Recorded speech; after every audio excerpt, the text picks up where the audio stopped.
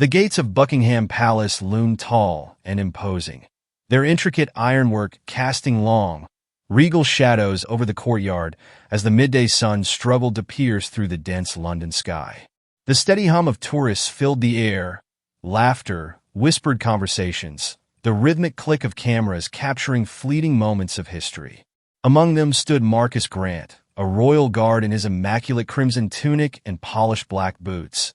His towering bearskin had a symbol of unwavering discipline. His grip on his rifle was firm yet effortless, his posture unshakable, his gaze fixed straight ahead, a silent sentinel of the monarchy. But the peace of the scene was soon disrupted by the arrival of a man who carried himself with the arrogant swagger of someone who had never heard the word no. Jackson Tate, a notorious internet prankster with millions of followers hanging on his every stunt, pushed through the throngs of tourists, his camera crew in tow, their equipment hidden under the guise of casual sightseeing. He wore a smug grin, the kind that spoke of someone who had built his entire existence around humiliating others for entertainment, his ego inflated by the faceless applause of online strangers. To Jackson, this was just another video, another hilarious social experiment designed to provoke a reaction, another notch in the ever-expanding belt of controversy that fueled his career. His previous pranks had ranged from harmless disruptions to outright cruelty, but today, he had chosen a new kind of target. He had chosen Marcus Grant. Jackson strutted forward with exaggerated confidence, stopping just inches from the guardsman's face, tilting his head with mock curiosity. The crowd barely noticed him at first, too preoccupied with their own sightseeing, but a few people turned, sensing the shift in the air, the sudden arrival of a disturbance that did not belong. "Oi, look at this one," Jackson drawled, his voice carrying the lazy arrogance of a man who assumed the world existed for his amusement. "They letting your lot stand guard now? Must be a new diversity initiative, yeah."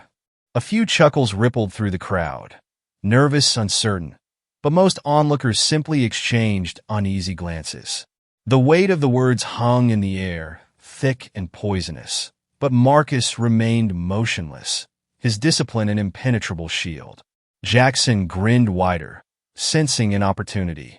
"You understand English, don't you, mate? Or should I slow it down for you? Maybe clap my hand so you get it." He mimed exaggerated gestures, his hands clapping mockingly in front of Marcus' face, his grin widening when the guardsman didn't so much as blink. Nothing. Marcus had endured worse. His training had drilled into him the necessity of restraint, the art of stillness, the ability to remain unmoved in the face of every imaginable provocation. His years in service had hardened him against the antics of pranksters, the drunken taunts of late-night revelers, the endless barrage of insults disguised as humor. He knew that his silence, his unflinching discipline, was the greatest weapon he had. But Jackson wasn't done. "Must be hard, yeah? Wearing all that fancy red and gold, pretending to be a proper British soldier when, let's be honest, you don't even belong here." His voice took on a sharper edge, his words dripping with something more insidious. "Come on, tell us. Did they let you in to tick some diversity box? Got a quota to fill."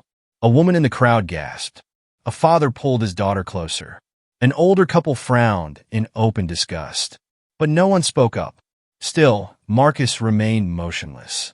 Jackson exhaled dramatically, shaking his head. "I mean, it's a bit ridiculous, isn't it? A royal guard? Mate, you look like you should be working security at a Tesco, not standing in front of Buckingham Palace. What's next? You lot guarding the crown jewels?" He laughed, as though he had delivered the joke of the century, his voice loud and grating, his entire presence an unwelcome stain on the historic grandeur surrounding them. Marcus said nothing. His face remained as unreadable as stone. Jackson's smirk twitched. He hated being ignored. He thrived on reactions, anger, embarrassment, anything that could be captured and edited into content. But this wasn't working. "Come on, mate." "Nothing." He scoffed, glancing back at his cameraman. "You lot really train them like robots, don't you? No personality, no nothing. Not that I'd expect much else from your kind." The words landed like a slap against the hushed murmurs of the crowd. A woman gasped audibly. A man in the back muttered something under his breath. A few heads turned, their faces tight with disapproval, but no one stepped forward. Marcus' heart pounded, his grip tightening ever so slightly around his rifle. Not enough for anyone to see. Not enough for Jackson to get what he wanted. He would not give him that satisfaction. Jackson sighed theatrically. All right, I get it. You're trying to be all professional, yeah? Gotta do your little silent act, gotta pretend you're one of the real ones. But let's be real. Mate, you'll never be one of them. No matter how still you stand, no matter how straight you keep your back, no matter how much you want to play soldier, you'll never be really British. The words hung in the air like an open wound. The crowd, once murmuring, had grown quieter now, their discomfort shifting into something heavier, something closer to shame. They were watching, witnessing, standing in the presence of something vile. And yet, no one spoke up. And still, Marcus did not move. His silence was not submission. It was defiance. It was power. Jackson rolled his eyes, pretending to check the time. Oh well, you're boring, mate. Proper disappointment. Guess I'll go find a real soldier to mess with, yeah. He turned with a flourish, expecting the usual chorus of laughter, the collective amusement of a crowd entertained. But instead, there was nothing. The air had shifted, and for the first time, Jackson felt it. The weight of the silence, the stares that lingered a little too long, the uneasy glances, the subtle shaking of heads, the realization that he was the only joke here. Marcus Grant remained standing, unshaken, unbroken, untouched by the words meant to degrade him. He was not a spectacle. He was not a reaction. He was something Jackson Tate could never hope to be, a man who did not need to stoop to the level of cowards. And as Jackson slinked away, the cameras still rolling, Marcus stood firm, his presence towering over the insult, over the mockery, over the ignorance that had tried and failed to diminish him. Because silence, in that moment, was louder than anything Jackson Tate could have ever said. The sky above Buckingham Palace was a heavy gray, the London air thick with a mingling sense of city life and damp stone, the quiet hum of the crowd punctuated by the distant chimes of Big Ben. The grandeur of the palace gates stretched high above the sea of tourists, their wrought iron elegance standing as a testament to centuries of history, tradition, and power. Against this backdrop of unwavering monarchy, Marcus Grant stood as still as the statues that lined the palace grounds, his uniform pristine, his expression unreadable beneath the towering bearskin hat. Every fiber of his being was trained to remain motionless, his duty not just to stand guard, but to embody the very discipline and dignity that had defined the British Royal Guard for centuries. But in front of him, a different display of British identity played out, one far removed from honor or tradition. Jackson Tate, the self-proclaimed king of internet pranks, prowled in a slow, deliberate circle, his presence a jarring contrast to the quiet elegance of the palace behind him. His smirk was a weapon, honed over years of belittling, mocking, humiliating others for the sake of views, his voice loud enough to command attention, but laced with an edge of something sharper, something meant to cut deep. The crowd, once entertained, now watched in uneasy silence, their amusement fading into discomfort as Jackson pressed forward, the weight of his words growing heavier with each passing second. "Still nothing from you, eh?" Jackson taunted, tilting his head as though studying a peculiar museum exhibit. "Blimey, they really do train you like dogs, don't they? Stand still, don't talk, don't react. That's gotta be tough for you lot, yeah? Keeping your mouth shut." He let the words hang, allowing the insinuation to settle into the gathering spectators. The smirk returned, cruel and knowing. "Probably not the first time someone's told you to keep quiet, though, is it?" Marcus remained still. His grip on his rifle did not tighten, his breath did not quicken, and he did not allow even the smallest flicker of emotion to betray him. The years of training, the relentless drilling of discipline, the quiet understanding that a single reaction could undo everything. This was what separated him from men like Jackson Tate. Jackson, sensing the frustration beginning to gnaw at him, let out a theatrical sigh and turned to the audience, addressing them as though they were co-conspirators in his game. "Now, I don't know about you lot, but when I picture the British Royal Guard, I picture proper soldiers, yeah? Blokes who've earned it. Not just any Tom, Dick, or, well, Kwame they pluck off the street for diversity points. A few nervous chuckles rippled through the crowd, but they were weak, strained, drowning under the growing weight of discomfort that had settled over the spectators like an unwelcome fog. A woman in the front row pursed her lips, shifting uncomfortably, while a man near the back shook his head. The air had changed, but Jackson did not care. "Be honest, mate," he continued, stepping closer, his voice dropping into a mocking whisper that still carried through the courtyard. "You didn't really earn that uniform, did you? Nah, they just needed a nice little poster boy, yeah? A bit of color in the palace. Keep up appearances. Got to show the world how inclusive the monarchy is now, right?" His grin widened as he leaned in slightly, lowering his voice to a mockingly conspiratorial tone. "They don't actually let you do any real soldiering, though, do they? I mean, when was the last time a bloke like you fought for this country?" Still, Marcus did not move. Jackson exhaled sharply, a laugh without humor, and turned to the cameras, his frustration barely hidden beneath a layer of forced amusement. "What do you reckon, lads? Think this one even knows how to fire that rifle? Or does he just stand here all day pretending to be a proper Brit?" He cast a glance back at Marcus, his smirk stretching wider. "Bet your old man came here on a raft, yeah? Probably still sends money back home, trying to pay off the blokes that smuggled him in." A murmur of discomfort spread through the crowd. A father wrapped his arm around his young son's shoulders and guided him away. A woman near the front folded her arms tightly, her expression taut with disapproval. The laughter had died. The energy had shifted. But Jackson? He didn't stop. But look at him. He gestured toward Marcus with a flourish, as though presenting an exhibit at the zoo. "Not a bloody peep out of him. That's what they do, innit? Take and take, then play the victim when someone calls them out on it. He won't say a word now, but watch. One day, he'll be crying about discrimination, about how hard it is to be black in Britain, about how the nasty white men don't respect him." Silence. Not the silence of discipline, not the silence of a royal guard bound by duty, but the silence of a man humiliating himself. Jackson, oblivious, pressed on. "Come on, mate. Just a little reaction, yeah? Give us something. Even a blink. Christ, mate, don't you get tired of standing there, pretending you're one of us?" And that was when he felt it. It wasn't a shift in Marcus. It was a shift in everything else. The crowd, once hesitant, now watched Jackson with something colder than disapproval, something closer to contempt. What had begun as a spectacle had become something else entirely. Something sickening, something no longer entertaining, something that made them ashamed to be witnessing it. Jackson had not humiliated Marcus. He had humiliated himself. And suddenly he knew it.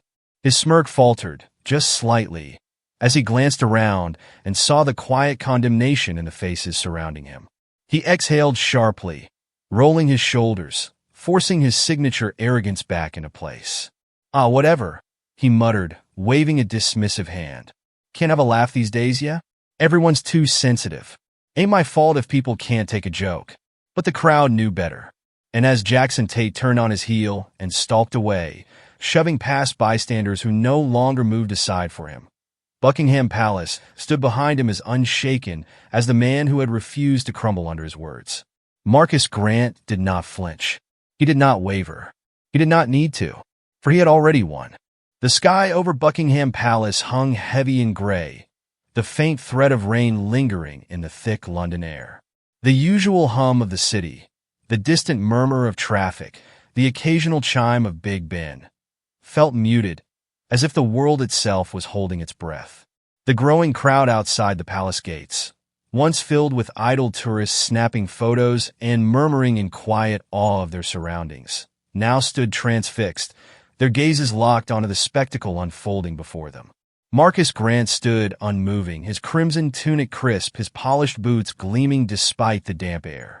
His rifle remained firmly in place, held with the perfect stillness of a man who had trained his entire life to become a symbol of unwavering discipline. His face, obscured beneath the towering weight of the bearskin hat, was unreadable. He was not a man in this moment. He was a statue, a force of will, a bastion of unshakable resolve. And in front of him, pacing like a caged predator, was Jackson Tate, the so-called internet prankster, A man who had built his career on breaking people down, on exploiting humiliation for the amusement of millions, was beginning to unravel. His smirk, once confident and cocky, had turned tight, his frustration simmering just beneath the surface. He had tried everything: racial slurs, outright mockery, direct challenges to Marcus' very right to stand where he stood, and yet the guard had refused to crack. And Jackson hated it. It wasn't just about getting a reaction anymore. It wasn't about the cameras rolling or the views waiting to explode into virality. It was about power. Jackson had spent years making people feel small, had perfected the art of reducing others to a joke, but now, in front of this motionless man, he felt the shift. The weight of his words, meant to belittle, meant to cut deep, had instead dissolved into nothing. His insults were empty. His voice rang hollow. The crowd, once filled with hesitant chuckles, had gone silent. People no longer looked at Marcus as the joke. They were looking at Jackson. And he could feel it. His chest tightened as he forced out a laugh, but it no longer carried the same confidence. He glanced at Finn, his cameraman, whose expression flickered with unease, then back at the phone screen still recording, their tiny lenses capturing every second. He couldn't walk away now. He couldn't let this end with nothing. He needed more. With exaggerated bravado, he turned back to Marcus, tilting his head, his voice dropping into something quieter, something dangerously smug. "All right, mate. You're a tough one, yeah? Big man. Won't say a word. Won't move a muscle. Think you're better than me, yeah?" He scoffed, stepping closer, his breath practically brushing against the stiff fabric of Marcus' tunic. The tension in the air thickened, as if every onlooker could sense what was about to happen before it did. Some gripped their phones tighter, others shifted on their feet, uncomfortable, uncertain. Then, without hesitation, Jackson reached up and grabbed the bearskin hat. The reaction was immediate. A sharp gasp rippled through the crowd, a collective intake of breath, so synchronized it might as well have been orchestrated. Head snapped toward the scene, eyes widening in shock. An older man near the front muttered a quiet, bloody hell, while a mother clutched her child's hand, pulling them instinctively away from the unfolding disaster. Even Finn, still holding the camera, froze in place. Because everyone knew, you do not touch a royal guard. It was one of the most strictly upheld rules of the Queen's, or now the King's Guard. It wasn't just a matter of decorum, it was an offense. The guards were not actors in a street performance. They were not props for the amusement of tourists or self-absorbed influencers. They were soldiers, and the moment Jackson's fingers grazed the fur of Marcus' hat, he had crossed a line that could not be undone. But Marcus did not move. His breath was steady. His grip on the rifle remained firm, his gaze locked straight ahead. But beneath the rigid discipline, a fire burned. Not of anger, not of retaliation, but of something deeper. Something forged in years of training, in the silent understanding that men like Jackson Tate had always existed and always would. Jackson, emboldened by the silence, let out a slow exhale, his lips curling into a smirk. "Oh, look at that. Not even a flinch. You're good, mate. Proper little wind-up doll, yeah?" He gave the hat a slight tug, tilting it just enough that it shifted slightly to the side. Another gasp from the crowd. Someone whispered, "He's going to get himself arrested." And somewhere, within the shifting bodies of the onlookers, several figures subtly moved. They had been there from the start. Plainclothes security officers, blended seamlessly into the crowd, their sharp eyes watching, waiting, anticipating. They had seen men like Jackson before. They knew his type, and they knew that the moment he had crossed that line, he had made himself their problem. Jackson, still reveling in his illusion of control, turned dramatically toward the spectators. "Come on, people, what's the big deal? What's he gonna do, ya?" He turned back to Marcus, still grinning. "You can't touch me, mate. You're not allowed. So what's the problem, huh? Just having a bit of fun." But the crowd was no longer laughing. They weren't even looking at Marcus anymore. They were looking past him. Jackson frowned, the shift in the air finally penetrating through the haze of his arrogance. His fingers, still resting lightly on the bearskin, twitched. Slowly, cautiously, he followed the eyes of the crowd, glancing over his shoulder. And that was when he saw them. The plainclothes officers were closing in, their movements careful, deliberate, cutting through the sea of onlookers with a quiet authority that needed no announcement. Jackson's smirk flickered. For the first time, a sliver of doubt crept into his expression. His fingers released the hat, his hands falling to his sides in an almost nervous gesture. All right, he muttered, forcing a laugh that sounded too thin, too forced. Didn't mean anything by it. Just having a laugh, yeah? But no one was laughing. The officers did not run, did not shout, did not need to.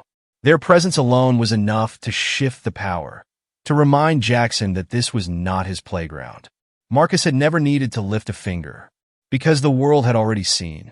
Jackson took a small step back, his body suddenly feeling exposed under the dozens of phone cameras still rolling, capturing every second of his unraveling. His chest rose and fell with something close to panic, his usual bravado cracking under the weight of consequences he hadn't anticipated. The officers were almost upon him now, and for the first time in his miserable, self-serving career, Jackson Tate understood what it felt like to be the one with no control. Marcus Grant did not move. He did not have to. The air outside Buckingham Palace felt different now. The laughter that had once accompanied Jackson Tate's taunts had died long ago, replaced by a thick, suffocating silence. The energy of the crowd had shifted from amusement to unease, from curiosity to quiet condemnation. The spectacle was over, but its weight lingered, heavy and unspoken. Jackson, still forcing his smirk, shoved his hands into his pockets and walked briskly past the last of the murmuring tourists, his cameraman Finn trailing awkwardly behind him. The adrenaline that had once fueled him, the reckless high of pushing a man to his limits, had soured into something else, something ugly, something he refused to name. His heart was still racing, but not from excitement. He glanced back over his shoulder. Marcus Grant stood exactly as he had before, motionless, impenetrable, unshaken. The officers who had moved in on Jackson remained at a careful distance, watching, waiting, making it clear that they were in control now. And the worst part? Jackson had no video. Oh, the cameras had been rolling, yes, but not in the way he had wanted. He hadn't humiliated the guard. He hadn't provoked the reaction he needed. He hadn't won.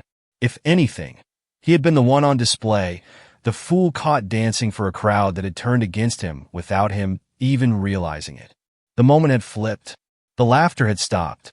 And now, walking away from the palace gates, away from the piercing eyes of the silent guardsman, he felt a pressure in his chest that he could not shake. It wasn't over. Not really. London had never felt so big. The streets stretched endlessly ahead of him, bustling and chaotic, swallowing him whole. Tourists moved in waves. Taxis honked impatiently. The low hum of conversation filled the air. And yet, beneath the ordinary rhythm of the city, something felt off. He pulled his hoodie tighter around him, ducking his head as he weaved through the throngs of people, Finn struggling to keep up. "You all right, mate?" Finn asked, adjusting the heavy camera strap around his neck. "You're walking like we just robbed a bank." Jackson let out a forced laugh, shaking his head. Yeah, just want to get out of here. This whole thing was a waste of time. A waste of time. That's what he would call it. Not a failure. Not a loss. Just a waste. And yet, the feeling in his gut remained. At the next crosswalk, he checked his phone out of habit, thumb scrolling past the usual flood of notifications. His followers were already commenting on the live stream, his name trending on Twitter, but the words blurred together, his mind too tangled to focus. It was then, in the space of that quick glance, that he saw it. A message. No sender. Just a simple, chilling line of text. "You shouldn't have done that." Jackson stopped walking. His breath hitched, and he quickly tapped the screen, but the message was gone. Vanished. No trace of it left. His thumb hesitated over the screen, then moved to his inbox. Nothing. No notifications. No number. Nothing. "Are you coming or what?" Finn's voice jolted him back to the present. Jackson inhaled sharply, forcing his feet forward, shoving his phone back into his pocket. He must have imagined it. A glitch, maybe. A delayed notification from one of his usual hate comments. It happened all the time, didn't it? But then, as they reached the cafe where they had planned to review the footage, he saw him. A man, sitting in the corner, alone, a coffee untouched in front of him. Dark suit, sharp eyes. Not filming, not scrolling his phone, just watching. Jackson swallowed. The moment he noticed the man noticed him. And though there was no movement, no outward sign of acknowledgement, Jackson felt it like a physical force. The pressure. Invisible. Present. He turned away quickly, muttering something about needing a piss as he ducked into the restroom, his hands gripping the sink the moment he was alone. It was in his head. It had to be in his head. He splashed cold water on his face, the droplets clinging to his skin as he stared at his reflection. He looked different. There was something in his eyes, something that hadn't been there before. He had always thought of himself as untouchable. He thrived on controversy. He had been canceled a dozen times and always bounced back, always laughed it off, always twisted it in his favor. But this wasn't like that. This wasn't the internet turning against him. This was something else. A tap at the bathroom door made him jolt. "Mate, what's taking you so long?" Finn's voice filtered through the thin wood. Jackson forced a breath through his nose, shook himself off, and stepped back into the cafe, but when he looked at the corner table, the man was gone. The untouched coffee remained. The chair slightly pulled back, as if someone had been sitting there just moments ago. The pressure in Jackson's chest twisted. They finished their drinks quickly, neither of them talking much, Jackson's mind a blur as they left the cafe and stepped back onto the busy streets. But the moment his foot hit the pavement, his phone buzzed again. Another message. "You really shouldn't have done that." Jackson's pulse spiked. His thumb hovered over the screen. But before he could react, Finn clapped a hand on his shoulder. "Hey, mate, you're looking pale as hell. Seriously, you all right?" Jackson barely heard him. He lifted his gaze, scanning the street, his breath coming in shorter bursts now. And that was when he saw the second man. This one standing by a newspaper stand. Different suit, different face. But the same look, the same awareness, the same watching. Jackson's stomach twisted, his mouth dry. He turned on his heel and walked faster. Finn cursed under his breath, jogging to catch up. "Oi, what's with you?" Jackson didn't answer. He couldn't. The pressure was growing. It was in the air, in the spaces between people, in the lingering glances, in the weight of unseen eyes. It was everywhere, and it was only just beginning. The walls of Jackson Tate's flat seemed to close in around him, the air thick with the weight of something inescapable. His laptop screen glowed harshly against the dim room, casting sharp shadows over his face, highlighting the tension in his jaw, the stiffness in his posture, the unmistakable look of a man who had been forced into a corner. His fingers hovered over the keyboard, his breath unsteady, his mind racing through every possible way out. He had always been in control. He had dictated the terms of every stunt, every controversy, every viral moment that had kept his career afloat. He had built an empire on mockery, on pushing boundaries, on bending public opinion in his favor. But now, that control had slipped through his fingers like sand. He had lost hold of the story, and in its place was something he could not manipulate, a storm he had no power to stop. His name was everywhere. The video had spread with unstoppable force, a wildfire of condemnation sweeping across every corner of social media. There was no escaping it. News outlets had picked it up. Influencers had dissected it. Former supporters had denounced him. Every second brought another wave of criticism, another loss, another door slamming shut in his face. His sponsors were gone. His partnerships had vanished. His accounts were flooded with messages, each one echoing the same sentiment. Disgust. People weren't just angry. They were disappointed, outraged, humiliated on behalf of the man he had tried so desperately to provoke. And worst of all, there was no way to twist it in his favor. There was no context to manipulate, no clever edit to reshape the narrative. The world had already seen, and they had seen Marcus Grant stand unshaken. Jackson Tate had always prided himself on his ability to push people past their limits, to make them break. But now, the silence of the guard had become the very thing that shattered him. His insults had not been met with rage, nor with defense, nor with any reaction at all. They had simply fallen away, empty and meaningless. And in that silence, Jackson had unraveled. His hands tightened into fists as he scrolled through the endless backlash. His own words, once delivered with so much arrogance, now played on repeat across the internet, stitched together into montages dissecting every moment of his failure. The way his voice had wavered when the crowd turned against him. The way he had searched for support and found none. The way he had realized too late that he had gone too far. His breathing was shallow as he opened his email. The notifications were endless, a flood of termination letters and severed business deals. His last major sponsor had just officially withdrawn. There was no salvaging this. His stomach twisted. He had spent years laughing at apology videos, those long-winded, tear-filled confessions made by influencers who had fallen from grace, begging for another chance. He had mocked their shaky voices, their forced regret, their hollow promises to do better. Now, he had to make one himself. There was no choice. His hands moved on their own, clicking onto his YouTube dashboard, starting a live stream instead of a pre-recorded video. No edits, no second chances. Just him sitting in front of the world exposed. The screen blinked live in the corner. Viewers flooded in within seconds. The chat moved too fast to read, a blur of anger, mockery, and condemnation. The weight of the moment pressed against Jackson's chest, suffocating him. His reflection in the camera showed a man who had lost everything. His eyes hollow, his expression stripped of its usual confidence. He inhaled shakily, forcing himself to begin. "Hey everyone." His own voice sounded foreign to him, strained and hollow. I wanted to come on here and talk about what happened." The chat erupted, messages flashing across the screen, most of them filled with disbelief, anger, or outright rejection of his attempt to speak. "I know that my actions at Buckingham Palace were wrong," he continued, trying to push forward. "The way I spoke to the guard, Marcus Grant, was unacceptable. I let things go too far, and he faltered for a brief second before forcing out the words. "I want to apologize." The response was instant. People weren't buying it. The comments came in waves, one after another, cutting through the air like sharp edges. "This isn't real. You don't mean it.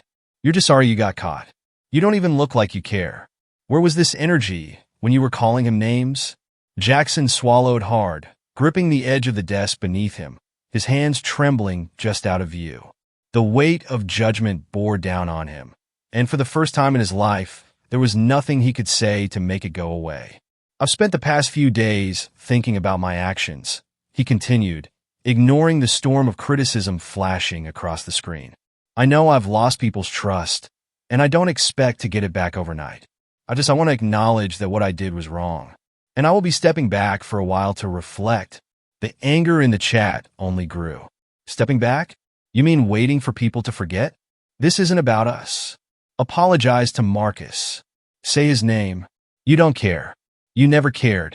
Jackson's hands clenched under the desk. His apology wasn't working. His mind raced for something else, some way to regain control, but there was nothing left.